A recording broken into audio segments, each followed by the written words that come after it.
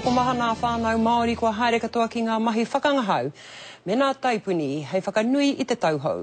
Mo te whānau roera, rita tonu tā rātou hoki ki te papakaina o Waimango ki Hauraki. Tēnei mea te papakainga he mea puiaki no ngā raupatu whenua.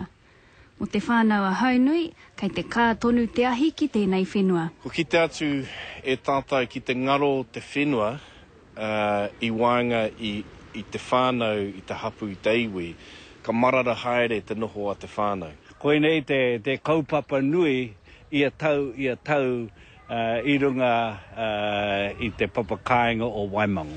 Tēnei paku wahanga o Ngāti Whanaunga e whakarite ana kia whakakotahi a Ngāti Whanaunga whānui ki konei hei a pōpō.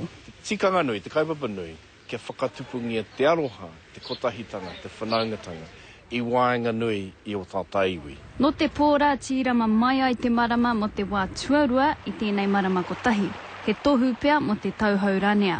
Tērā no ngā pae o te mātauranga, ka tae mātau te whakaaro ake, te piki atu.